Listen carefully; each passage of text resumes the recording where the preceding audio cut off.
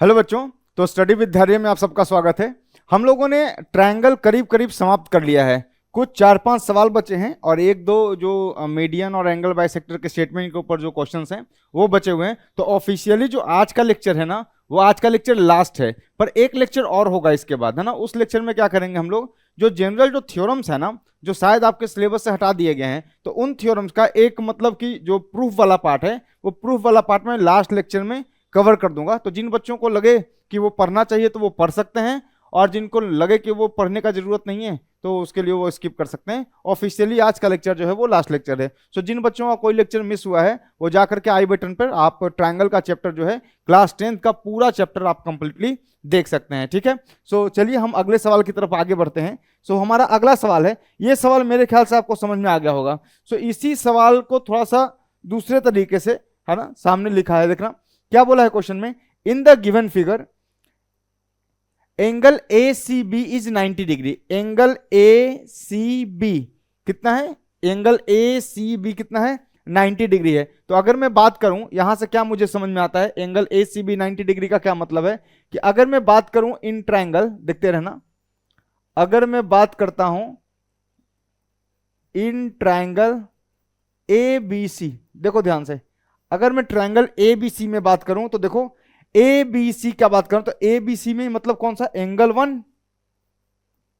Plus angle 3 plus angle A C B, angle A C B, ये तीनों मिलाकर के कितना होता है? 180 डिग्री। इसका मतलब ये हो गया कि angle 1 plus angle 3 plus angle A C B कितना है? इट इज 90 डिग्री, बराबर कितना हो गया? This is 180 degree. So angle 1 plus angle 3 comes out to be 90 degree. So angle 1 और एंगल 3 का सम क्या है? This is the first equation. Clear. So ये वाला एंगल और इस वाले एंगल का सम कितना हो गया मेरे पास? मेरे पास हो गया 90 डिग्री। अब आ जाइए, बोला है CD is perpendicular to AB। CD जो है वो AB के परपेंडिकुलर है। क्या गिवन है? देखो कि CD जो है, CD is perpendicular to AB। CD is perpendicular to AB, इसका मतलब एंगल CDA भी कितना हो गया? 90 डिग्री। सही बात है। सो एंगल CDA कितना है? 90 डिग्री है। तो अगर मैं ट्रायंगल में बात करूं, कोई भी ट्रायंगल, जैसे इस ट्रायंगल में बात कर लेता हूं, तो इस ट्रायंगल को ध्यान से देखना। मैं बात कर रहा हूं ट्रायंगल ट्रायंगल CDA की। सो इन ट्रायंगल CDA देखते रहो। इस ट्रायंगल में क्या हुआ? इस ट्रायंगल में angle 1 plus angle 2 plus angle CDA कितना हो जाएगा? तीनों का सम, दिस विल बी 180। क्यों? क्योंकि sum of all the interior angles of a triangle is 180 degree. So angle 1 CDA में एंगल 1 एंगल 2 और ये CDA, ये जो एंगल है, this angle is 90 degree because CD is perpendicular to AB।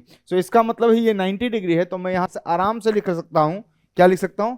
Angle 1 plus angle 2 plus 90 degree is equal to 180 degree. So simply यहां से मुझे मिल जाएगा angle 1 plus angle 2 equals to 90 degree. So ध्यान से देखिए, this is your second equation. तो पहला इक्वेशन और दूसरे इक्वेशन को ध्यान से देखो।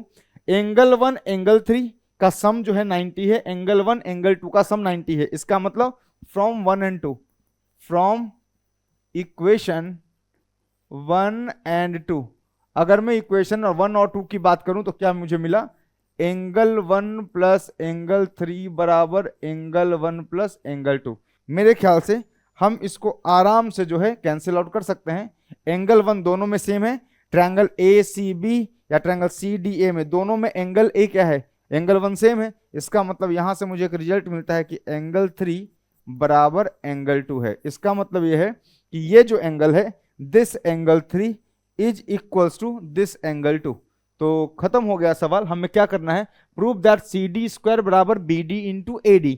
सो BD कहां से मिलेगा मुझे? BD यहां से मिलेगा, इस ट्रायंगल से मिलेगा, इस ट्रायंगल से BD मिलेगा, है ना। ट्रायंगल CDB, इससे मुझे BD मिलेगा। और AD कहां से मिलेगा? AD मुझे इस छोटे ट्रायंगल से मिलेगा। सो एक्चुअली मुझे क्या प्रूफ करना है? CD square equals to BD into AD। तो देखो मुझे कौन कौन सा ट्रायंगल कंसीडर करना है, आप देखना ध्यान से। सर BD कंसीडर करना है तो ये वाला कंसीडर करो, एडी कंसीडर करना है तो ये वाला कंसीडर करो, ठीक। सो देखना मैं यहां लिख रहा हूं इन ट्रायंगल, देखो ट्रायंगल को कैसे तमीज से लिखना होता है। सो इसको थोड़ा छोटा कर दिया, दिख रहा होगा होपफुली, हाँ दिख रहा है, हाँ दिख रहा है भाई, ठीक है सॉरी हाँ जी। तो ट्रायंगल इसमें बात कर लेते हैं, देखना इसमें बात कर लेता हूं इन ट्रायंगल, इन ट्रायंगल किसमें किसमें, देखना इस ट्रायंगल में बात करना है मुझे और इस ट्रायंगल में बात करना। तो देखो जरा इन दोनों ट्रायंगल में डी जो है अगर यहां पे 90 डिग्री है तो यहां भी 90 डिग्री है, सही बात है।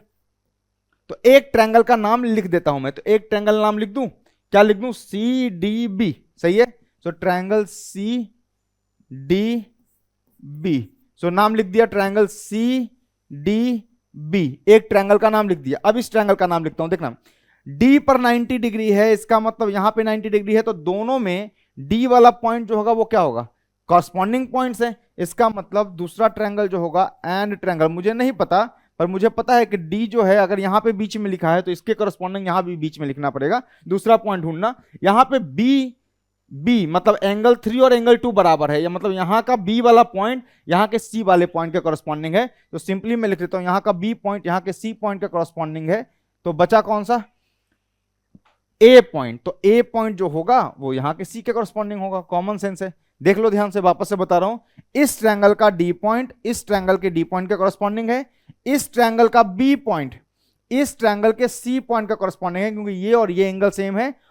तो बचा कौन सा, इस ट्रायंगल का सी पॉइंट, सही है ना, इस ट्रायंगल के ए पॉइंट के कॉरस्पॉन्डिंग है। सो ट्रायंगल लिखना आ गया, मुझे तो बस दो कॉरस्पॉन्डिंग पॉइंट चाहिए तो काम हो जाएगा। सो डी के कॉरस्पॉन्डिंग डी मिल गया और 3 बराबर 2 है, इसका मतलब बी वाला पॉइंट इस वाले पॉइंट का कॉरस्पॉन्डिंग और ये पॉइंट सी एंगल पे बन रहा है इन दिस छोटा ट्रायंगल। क्लियर। सो खत्म हो गया क्वेश्चन। सो लिख लीजिए आप, एंगल 3 बराबर एंगल 2 है, सो एंगल 3 बराबर एंगल 2 है, यहां से मैंने प्रूफ किया है। और दूसरा क्या हो सकता है, दूसरा क्या है यहां पे 90 डिग्री वाला है ना, तो एंगल सी डी बी बराबर एंगल ए डी सी। सो ये एंगल इसके बराबर, ये दोनों क्या हो गए सेम, तो ए क्राइटेरिया लग जाएगा। तो by A similarity criteria, so A similarity criteria,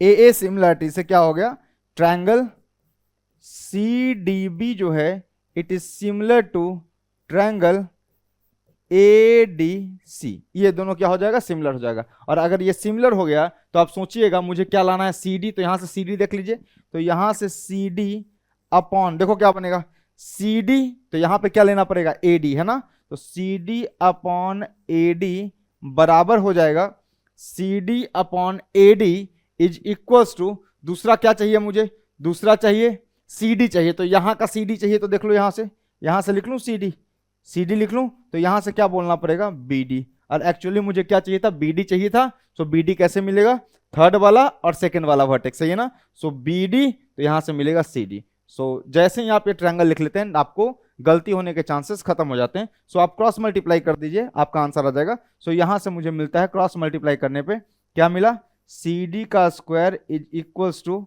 this is B D into A D, और यही मुझे क्या करना था, प्रूफ करना था, हेंस प्रूव्ड। सो सिंपल, बहुत ही आसान सा सवाल था, बस ध्यान ये रखना था कि मुझे ये लिखना आना चाहिए, है ना।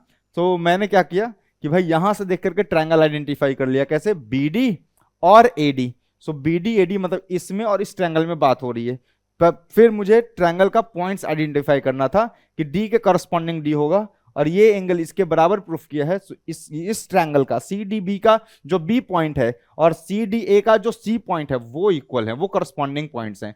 सो यहां से मैंने सी डी बी और ए डी सी का यहां से ट्रायंगल का पैटर्न लिख लिया and then proof by A similarity criteria, तो करस्पॉन्डिंग सिमिलर प्रूफ हो गया। So corresponding sides are proportional, corresponding sides are proportional, तो यही तो मुझे करना था, C D upon A D बराबर B D by C D cross multiply हुआ, तो सी डी स्क्वायर बराबर B D into A D, यही तो हमारा पूछा हुआ था, हेंस प्रूफ। क्लियर। सो आराम से इसको नोट डाउन कीजिए, फिर नेक्स्ट सवाल की तरफ बढ़ते हैं। डन। तो अगले सवाल की तरफ बढ़ते हैं। अगला सवाल है हमारा, आराम से सिंपल सा सवाल है, बहुत आराम सा सवाल दिया है। देखो क्या बोला है, triangle FEC is corresponding to congruence to triangle GDB। तो जो लिखा है पहले लिख लीजिए। सो सॉल्यूशन स्टार्ट करने से पहले जो आपको गिवन डेटा दिया हुआ है उससे जो कुछ आप सोच सकते हैं वो आप लिख लीजिए। यहां पे देखिए क्या बोला है, triangle FEC is congruent to triangle GBD।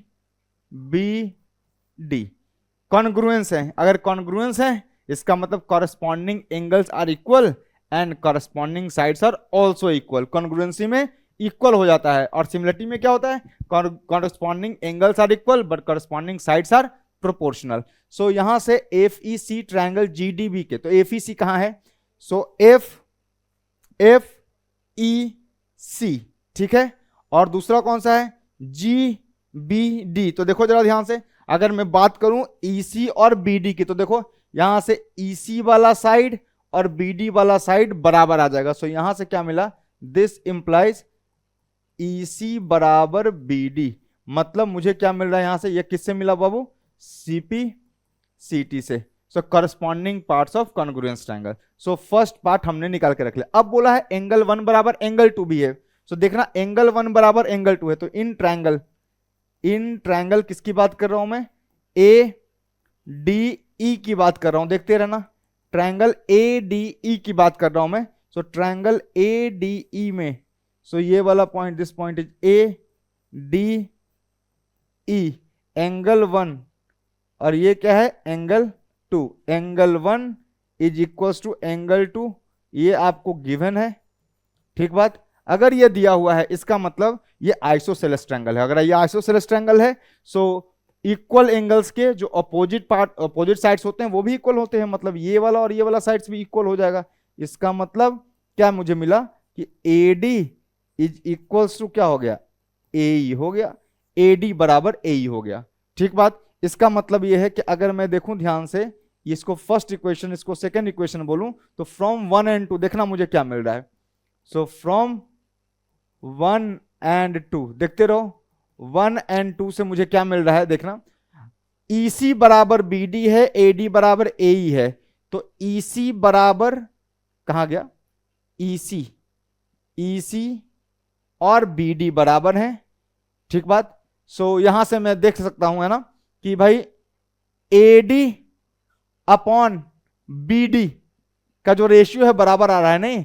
सो देखो यहां से AD लिख लिया और यहां से BD लिख लिया, AD अपॉन BD बराबर ये AE अपॉन EC के बराबर है ना, AE अपॉन EC के बराबर हो जाएगा, होना भी चाहिए, देख लेना।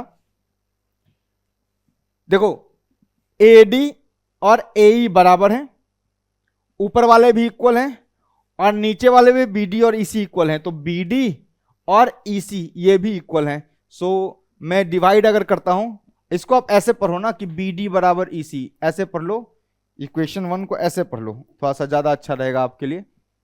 ये क्या हो जाएगा भाई, BD is equals to EC, ऐसे लिख लिया मैंने। सो ऐसे लिख लिया, this is the first equation. So BD EC के बराबर है, AD AE के बराबर है। सो 2 और 1 को डिवाइड करूंगा तो AD बाई BD बराबर AE बाई EC आ गया। तो देखो AD बाई BD बराबर AE बाई EC। तो तुम्हें समझ में आ गया होगा कि मैं कौन से ट्रायंगल की बात कर रहा हूं, इन ट्रायंगल ABC मैं बात कर रहा हूं, ट्रायंगल ABC की। और ABC के ट्रायंगल में क्या है देखना, ये है A, this is B, this is C, और ये एक लाइन है, this is D, this is E। ये वाला एंगल 1 है, ये वाला एंगल 2 है, ठीक है। और मुझे बोल रखा है कि AD बाई BD बराबर AE बाई EC है, तो बाई कन्वर्स ऑफ थेल्स मैं बोल सकता हूं कि DE पैरेलल टू BC है ना। हियर AD अपॉन BD बराबर AE अपॉन EC, इसका मतलब कन्वर्स ऑफ थेल्स लगा दूं, कन्वर्स ऑफ थेल्स। अगर मैं कन्वर्स ऑफ थेल्स लगाता हूं तो मुझे यह समझ में आता है कि जो DE जो लाइन है, it is parallel to, DE is parallel to BC।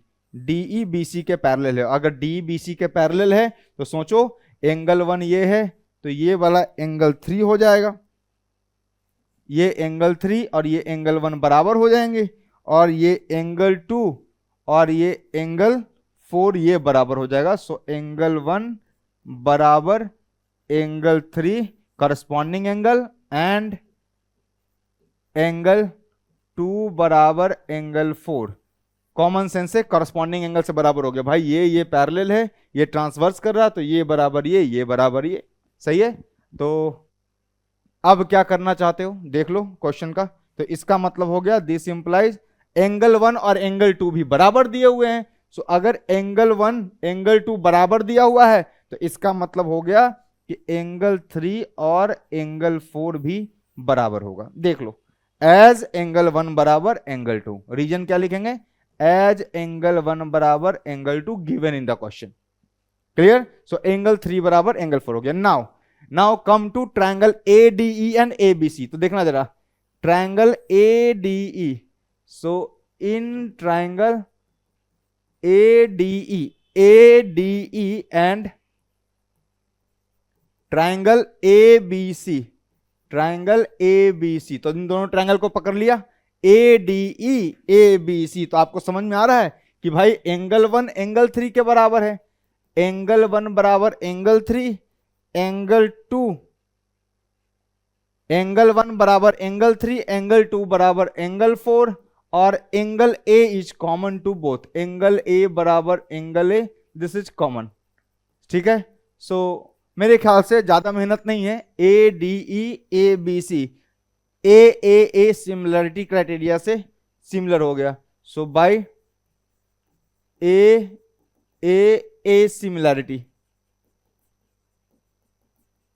ठीक है। सो A सिमिलरिटी क्राइटेरिया से क्या हो गया, A सिमिलरिटी क्राइटेरिया से ट्रायंगल, सो ADE जो है it is similar to triangle ABC के बराबर हो गया, सिमिलर हो गया। सो यही हमें प्रूफ करना था, हेंस प्रूफ। सिंपल क्वेश्चन था, बहुत ज्यादा मेहनत नहीं था, सिंपल था कि भाई ये ट्रायंगल कौन सा, FEC और GBD अगर कॉन्ग्रुएंट हैं, सो BD और EC बराबर हो जाएंगे, ये दोनों इक्वल हैं तो ये और ये बराबर हो जाएंगे, मतलब ये अपॉन ये बराबर ये अपॉन ये, रेशियो सेम आएगा, मतलब ये पैरेलल ही हो जाएगा। और अगर DE पैरेलल हो गया BC के तो एंगल 1 एंगल 3 के बराबर, एंगल 2 एंगल 4 के बराबर। So by AAA similarity criteria we can easily prove triangle ADE similar to triangle ABC। Simple. So note down कर लीजिए, फिर आगे के क्वेश्चन करते हैं। सो अगला अच्छा क्वेश्चन है, अगले क्वेश्चन को ध्यान से देखिएगा। सो अगला जो सवाल है ये बढ़िया सवाल है। क्या बोला है क्वेश्चन में, QT upon PR is equal to QR upon QS दिया हुआ है, और एंगल 1 बराबर एंगल 2 दिया हुआ है। तो देखो ध्यान से, अगर एंगल 1 बराबर एंगल 2 दिया हुआ है तो इससे क्या मतलब निकला कि भाई सबसे पहले कि इन ट्रायंगल कौन सा, PQR, सही है, ट्रायंगल PQR की बात कर लो, और ट्रायंगल PQR में देख लो ध्यान से, ये कुछ ऐसा ट्रायंगल दिख रहा है मुझे, ये है ट्रायंगल PQ और ये है R। मेरे ख्याल से PQR ये वाला एंगल 1 है और ये वाला एंगल 2 है, और एंगल 1 बराबर एंगल 2 देने का क्या मतलब है कि भाई इन अगर ये दोनों एंगल इक्वल हैं तो ये ट्रायंगल आइसोसेलेस है, तो ऑफ कोर्स ये साइड इसके बराबर हो जाएगा, मतलब PQ इज इक्वल्स टू क्या हो जाएगा, PQ इक्वल्स टू हो जाएगा PR के बराबर। So this is your first equation जो हमें यहां से गिवन इंफॉर्मेशन से मिला है। आगे बढ़ते हैं, क्या दिया हुआ है, गिवन क्या है भाई, गिवन क्या है, गिवन है हमारा कि QT अपॉन PR, ठीक है, is equals to QR by QS, ये दिया हुआ है QR अपॉन QS। तो आराम से लिख लो, PR की जगह ये जो PR है इसके जगह इस साइड को इंट्रोड्यूस कर दो, तो इस साइड को इंट्रोड्यूस करोगे तो क्या आएगा, PR की जगह PQ या QP को इंट्रोड्यूस कर दो, सही है। सो PR की जगह कहां गया PR की जगह PQ को इंट्रोड्यूस कर दो। सो क्या आ जाएगा यहां से, पुट PR बराबर PQ। जैसे ही अपन PQ पुट करेंगे सो क्या मिल जाएगा, यहां से मिल जाएगा QT upon PQ is equals to Q T upon P Q is equals to क्या मिल गया मुझे, Q R upon Q S. अब देखते हैं ध्यान से, कहां गया, मुझे कौन सा ट्रायंगल प्रूफ करना है, ट्रायंगल पी क्यू एस। देखना ट्रायंगल पी क्यू एस, इसमें लफड़ा इसलिए नहीं है क्योंकि ट्रायंगल का नॉमेनक्लेचर नाम लिख के दे दिया है तो कोई दिक्कत नहीं है। एंड ट्रायंगल देखते रहो, ट्रायंगल टी क्यू आर की बात कर रहा हूं मैं।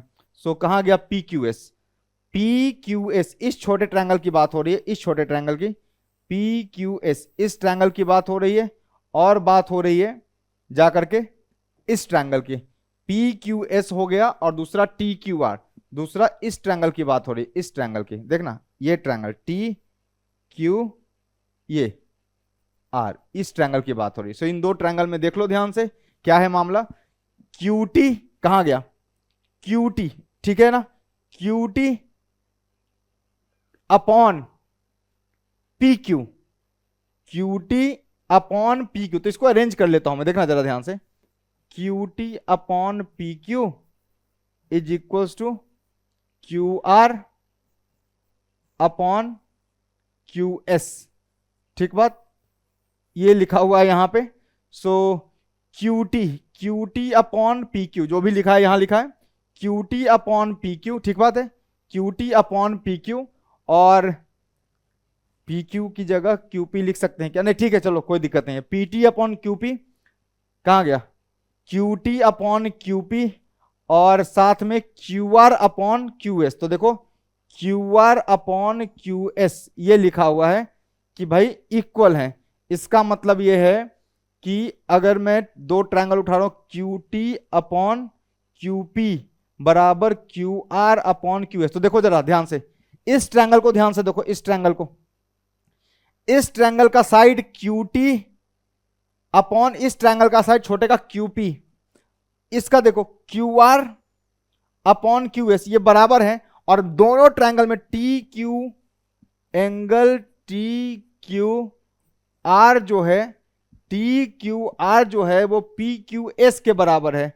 This is equals to angle P Q S, इसके बराबर है, टी क्यू आर जो है वो पी क्यू एस के बराबर कॉमन है। तो आपको लग नहीं रहा कि साइड एंगल साइड क्राइटेरिया से देखो, इसके इस साइड का और इसके इस साइड का जो रेशियो है वो इसके दूसरे साइड के रेशियो के बराबर है, और इन दोनों के बीच का जो इंक्लूडेड एंगल है वो सेम है। इसका मतलब by S A S criteria सीधा लिख दूं, by S A S similarity, by S A S similarity क्या हो जाएगा, by S A S similarity triangle P Q S is similar to triangle T Q R, proved. अच्छा और भी कुछ कर सकते थे क्या सर, कर सकते थे, कैसे, देखो जरा Q T upon Q P, देखना ध्यान से, ये एक तरीका और बताता हूं ठीक है ना समझने का, Q T upon Q P लिखा हुआ है ना, देखो Q T upon Q P, देखना इस ट्रायंगल को पकड़ो, इस ट्रायंगल को, इस ट्रायंगल को पकड़ो, यहां से टी क्यू आर को पकड़ो, देखना टी क्यू आर को जैसे ही होल्ड करोगे क्या होगा, देखना टी क्यू आर में देखो Q T upon Q P बराबर Q R upon Q S, अरे भाई रेशियो सेम है ना, बीपीटी को सेटिस्फाई कर रहा था, कन्वर्स ऑफ बीपीटी क्या बोलता है कि ये वाला पैरेलल होगा, ओके। सो ये और ये पैरेलल है, मतलब टी आर और पी एस पैरेलल होंगे, और अगर टी आर और पी एस पैरेलल हैं तो देखना ये जो एंगल है वो इसके बराबर, और ये जो एंगल होगा वो इसके बराबर, बोलो सही बोल रहा हूं मैं, सही है ना। सो ये वाला एंगल इसके बराबर, ये वाला एंगल इसके बराबर, ये कॉमन है, इसका मतलब by A similarity criteria T Q R और पी क्यू एस वैसे भी इक्वल सिमिलर प्रूफ हो जाएंगे। सो ये भी एक तरीका था कि सर ये रेशियो देख करके एक और चीज फील आता है, converse of BPT, Q T upon P Q बराबर Q R by Q S. So triangle T Q R में पी एस जो लाइन है वो टी आर के क्या है, पैरेलल है, तो ये वाला एंगल इसके बराबर, ये वाला एंगल इसके बराबर, हेंस प्रूव्ड सिमिलरिटी क्राइटेरिया से। सो नहीं अगर दिखता है तो ये भी सही है, ये तो और भी अच्छा है कि भाई सिमिलरिटी सीधा लिखा क्या कि भाई ट्रायंगल ये वाला और ये छोटा ट्रायंगल में बड़ा साइड अपॉन दिस साइड, बड़ा साइड अपॉन छोटा ये दिस साइड। सो ये दोनों क्या है, सेम रेशियो में है, और ये दोनों के बीच का दोनों जो रेशियो आ रहे हैं है ना, उनका जो इंक्लूडेड एंगल है देखो पी क्यू और क्यू एस, क्या इंक्लूडेड एंगल क्यू है, टी क्यू और क्यू आर का इंक्लूडेड एंगल क्यू है, सो इंक्लूडेड एंगल भी सेम है, so by A S similarity criteria we can say triangle T Q R is similar to triangle P Q S. Clear, no doubt. दूसरा ये कि Q T by Q P बराबर Q R by Q S, मतलब this parallel to this angle equals to this angle and this angle equals to this angle by A similarity triangle T Q R and P Q S are similar. Simple तरीका, ठीक है, जल्दी से note down करो। Simple सवाल था, बहुत ही आसान सवाल था, दो तरीके से सोच सकते थे, हमने किया।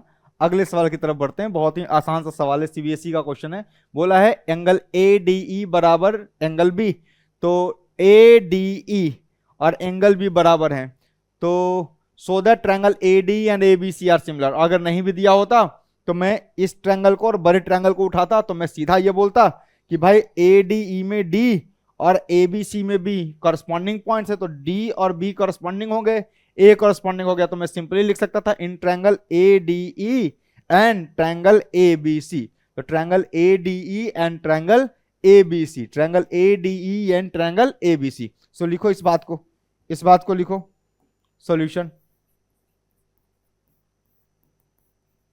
इन triangle A D E and triangle A B C, ठीक है। In triangle A D E and triangle A B C में मेरे ख्याल से एंगल ए बराबर एंगल ए दोनों में क्या है भैया, कॉमन है, सही है। और दिया हुआ है क्या, angle A D E is equals to angle B, this is given in the question, सही है। सो आपको नहीं समझ में आ गया कि सर ए बराबर डी और बी का एंगल बराबर, मतलब by A similarity, easily right है ना, by A similarity condition, A similarity क्या हो गया, ए सिमिलरिटी से क्या मिल गया मुझे, तो by A similarity triangle A D E is similar to triangle A B C. तो ट्रायंगल ए डी ई जो है वो ट्रायंगल ए बी सी के सिमिलर हो गया। तो अगर ट्रायंगल ए डी ई और ए बी सी के सिमिलर है तो corresponding sides must be proportional. तो देखो क्या क्या दिया हुआ है, ए डी ए, तो लिख लो इस बात को, ए डी, तो लिखो यहां पे क्या लिखोगे, आप लिखोगे आराम से ए डी अपॉन यहां का ए डी साइड किसके प्रोपोर्शनल होगा, ए बी के, तो A D upon A B बराबर, दूसरा क्या बोला है, डीई, डीई बोला है क्या, A D upon A B, A ही बोला है, तो ए ई अपॉन क्या हो जाएगा, सोचो यहां का A D upon A B बराबर ए ई अपॉन क्या हो जाएगा, ए ई अपॉन ए सी हो जाएगा। नाउ चेक कितना आ गया, ए डी कहां गया, 3.8 है, तो पहले इसको आराम से लिख लो, A D upon A B, you can write A B as, A B को लिख सकते हो ए ई प्लस बी, है ना। अरे भाई ए बी तो डायरेक्ट दे नहीं रखा ना, वैल्यू कहीं तो दे नहीं रखा, सो ए बी को you can write, A B को we can write A E plus B, सही है। सो ए ई प्लस कितना बीई लिख सकता हूं मैं, बराबर दूसरा क्या है, ए ई की वैल्यू दे रखी है, नो प्रॉब्लम। सो ए ई अपॉन दूसरा क्या आ जाएगा, ए सी, ए सी कहां गया, ए सी में क्या है, A D plus C D, सही है।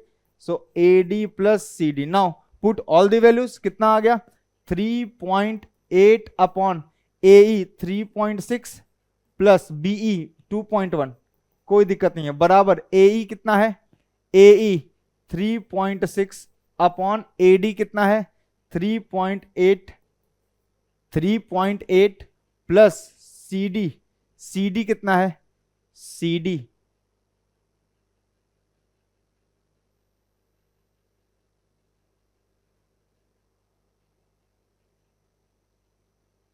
ओह सॉरी, ये यहां पे इसकी जरूरत ही नहीं थी, मैंने फिल में ये निकाल दिया। ये तो पूछा है आपसे बीसी पूछा है ना, आपसे तो डी पूछा है, तो डी की प्रोपोर्शनलिटी किसके सो डी किसके प्रोपोर्शनल आएगा, यहां से लिख लो यार ऐसे, ये दूसरा एक और तीसरा भी साइड तो प्रोपोर्शनल होगा ना, तो उसको लेकर के डील करना था, सही है सही है।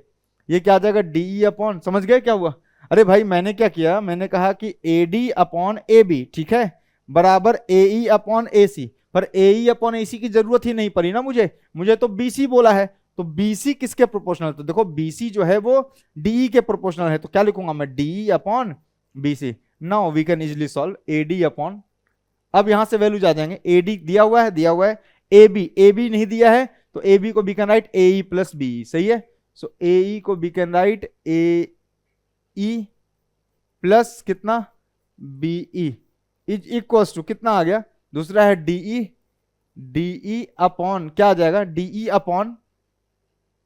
अपॉन बीसी, बीसी दिया हुआ है कोई बात नहीं लिख दो।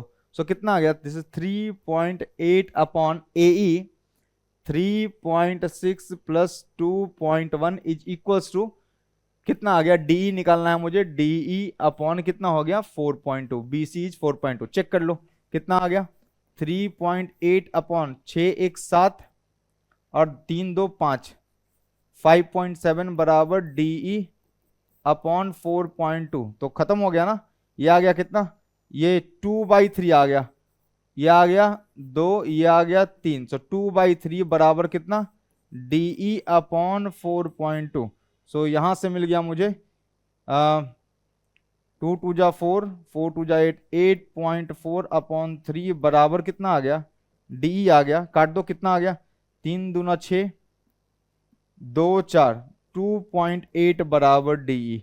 सो डीई की वैल्यू जो आ गई वो 2.8, जो भी यूनिट है सेंटीमीटर है तो सेंटीमीटर, जिस यूनिट में है उस यूनिट में अपन लिख देंगे। So DE comes out to be 2.8 centimetre. So simple, बहुत ही आसान सा क्वेश्चन था ये, सीबीएसई में पूछा हुआ सवाल है और बहुत ही आसान सा सवाल था, नोट डाउन कर लीजिए। चलिए सिंपल सवाल हो गया, नेक्स्ट क्वेश्चन करते हैं, देखते हैं क्या है। बोला है if A B is perpendicular to B C, मतलब एंगल ए बी सी में ये 90 डिग्री है, and D is perpendicular to A C, proof करना, ट्रायंगल दे रखा है, कोई लफड़े वाली बात नहीं है। सो सेलेक्ट कर लो, ये तो 2 लाइन का सवाल है, टेंशन ही नहीं लेना, ये सब सीबीएसई में आए हुए सवाल हैं दोस्त, है ना, तो सारे सीबीएसई के ही सवाल लिए जा रहे हैं। So in triangle A B C and triangle A E D, देख लो। सो ट्रायंगल ए बी सी और ए ई डी में आप देख पा रहे हो, ए ई डी और ए बी सी में देखो दोनों ट्रायंगल में एंगल ए बराबर, इस छोटे ट्रायंगल में भी एंगल ए है और इस बड़े ए बी सी ट्रायंगल में भी एंगल ए है। सो दोनों सेम ही एंगल है, सो एंगल ए बराबर angle A and angle A E D बराबर एंगल ए बी सी, ये क्या हो जाएगा 90 डिग्री इच। क्यों 90 डिग्री इच, क्योंकि भाई ए बी जो है वो बी सी के परपेंडिकुलर है, तो angle A B C 90 degree, दोनों ट्रायंगल में ए वाला पॉइंट कॉरस्पॉन्डिंग पॉइंट है, और डीई जो है एसी के परपेंडिकुलर, तो ए ई डी भी क्या हो जाएगा 90 degree. So by A similarity proof हो गया। तो ये तो 2 लाइन का, क्यों पूछा था ये, सीबीएसई में पूछता होगा ऐसे, है ना, 1 मार्क्स या 2 मार्क्स वाले क्वेश्चन में ऐसे पूछ सकता है ना, by A similarity, simply we can say by A similarity क्या हो गया, triangle A B C is similar to triangle A E D. So triangle ABC is similar to triangle AED, proved. So this is proved. चलिए done, next question. ये बोला legs of a right angle triangle are of length 16 and 8 centimetre respectively. अच्छा, legs of a right angle triangle बोलने का ये मतलब है ना कि legs of a right angle triangle का मतलब है, मुझे यहाँ पे मेंशन करना था अदर देन हाइपोटेनियस, है ना। सो क्वेश्चन में मेंशन है, so legs of a right angle triangle other than hypotenuse mention है, ठीक है। सो इसको थोड़ा सा छोटा करके एडजस्ट कर लें इसको। सो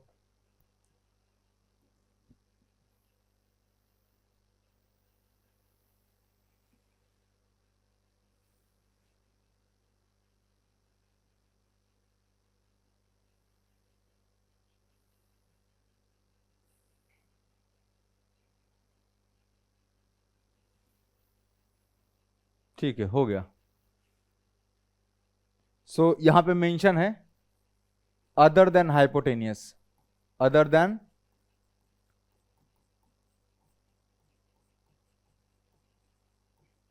हाइपोटेनियस, ठीक है। सो आपको बोल रखा है legs of a right angle triangle other than hypotenuse are of length 16 and 8 centimetre. तो मुझे नहीं पता, तो let A B C be right angle triangle. So मान लो ए बी सी क्या है, राइट एंगल ट्रायंगल है, जहां पे कहां पे 90 डिग्री बन रहा है, यहां पे 90 डिग्री बन रहा है।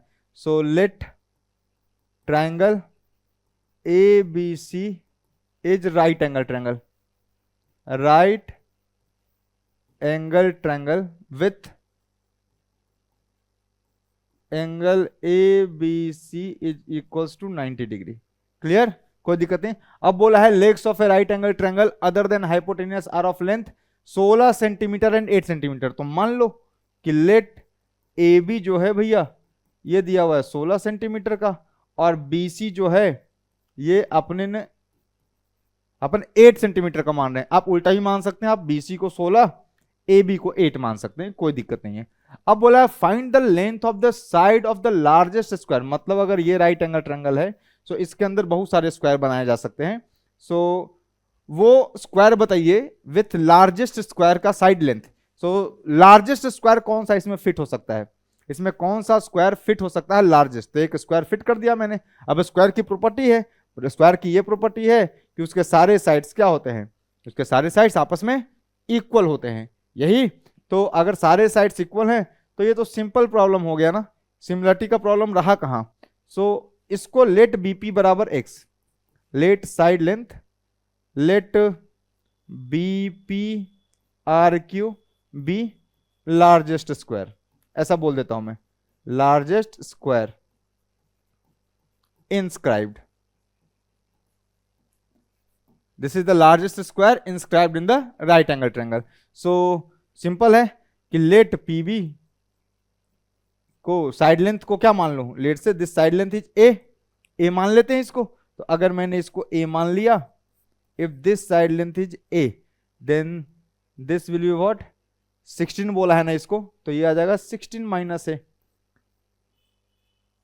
This implies A B A P plus P B बराबर A B. So A P can be written as A P बराबर कितना 16 minus P B. So A P we can write A P बराबर 16 minus A. So 16 minus A length का square मैंने बनाया है ना। 16 minus A P का जो लेंथ है 16 माइनस ए है, where A is the square का साइड लेंथ है ना, जो लार्जेस्ट स्क्वायर हमने फिट किया उसका साइड लेंथ है क्या ए। अब क्या करूं मैं इसको, सोचो। सो अब क्या करना है, कॉमन सेंस लगाओ, कुछ क्या कर सकते हैं इसमें। सर कॉमन सेंस क्या लगाना है, ये तो खत्म हो गया। देखो triangle A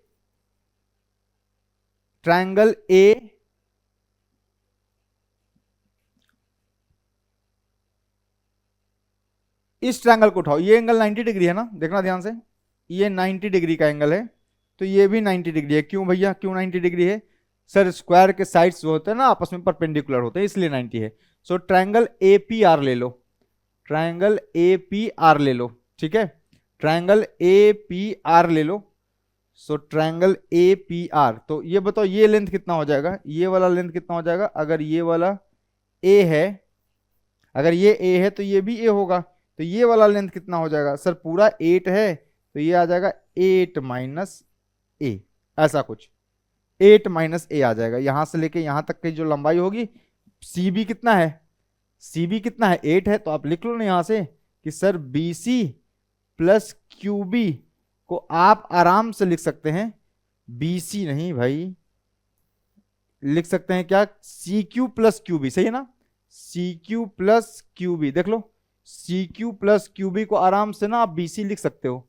so C Q को आराम से मैं लिख सकता हूं कितना, B C is nothing but 8, B C 8 है, माइनस क्यू बी क्या है, ए है, तो 8 माइनस ए मैं आराम से इसको लिख सकता हूं।